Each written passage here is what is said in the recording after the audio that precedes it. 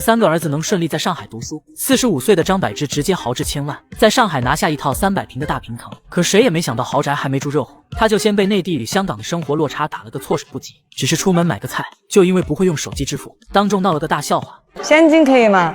您的手机扫不开吧？这一幕出自他早年的生活综艺。刚定居上海的张柏芝，早上7点多他就拎着菜篮子，踩着一双粉色雨靴出门赶早市。可刚搬来，人生地不熟，对周边路况一窍不通，手机导航和语音助手轮番上阵也没帮上忙，兜兜转转10几分钟，连菜市场的门朝哪开都没摸清。就在他站在路口茫然四顾时，一位提着菜袋路过的大姐成了他的救星。张柏芝没有丝毫明星的疏离感，立刻快步上前，礼貌又温和的开口问路。不好意思，姐姐，不好意思，姐姐。对，我想问一下，附近有没有菜市场买菜的？就是这个红绿灯的路口，右手转弯，对，有一个很大的菜市场。谢谢 ，Thank you。途中还偶遇了许多老粉丝，他一路走走停停，亲切地和粉丝打招呼。踏入菜市场的那一刻，张柏芝眼里满是惊喜。这里和他熟悉的香港街市截然不同，不仅空间宽敞，品类繁多，更是干净的超乎想象。他特意为逛菜市场穿的雨靴，竟完全没有了用武之地。你们有穿袜子啊？我不喜欢穿袜子，我菜市场我喜欢穿那些套鞋，对，用水是很干净的。对于本就热爱市井烟火的他来说，这里就像一个藏满惊喜的宝藏地。大明星逛菜市场瞬间引来围观，张柏芝丝毫没有被围观的人群影响，依旧从容地穿梭在各个摊位前，认真挑选着煲汤要用的食材。只是没想到付钱时出了岔子。现金可以吗？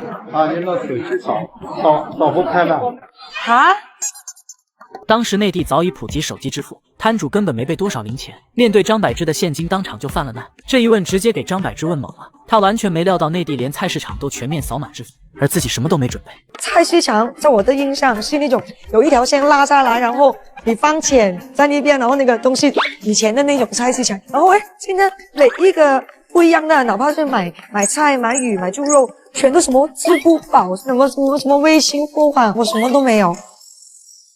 最后他只能多拿几包调料凑单，才化解了尴尬。回到家后，他没有片刻停歇，立刻走进厨房开始煲汤。娴熟的手法一眼就能看出是常年下厨的人。可汤刚煲好，他就立刻联系了经纪人，原来是要去为儿子挑学校，这才是他放下香港的一切，豪掷千万定居上海的核心原因。因为要正式拜访学校的老师和校长，要给对方留下一个稳妥得体的好印象。向来穿搭随性自由的他，第一次对着满满衣柜的衣服犯了难，反复纠结着穿搭的分寸，生怕穿得太休闲显得不够尊重，太正式又显得拘谨。穿什么？因为我没有很多衣服啊，现在。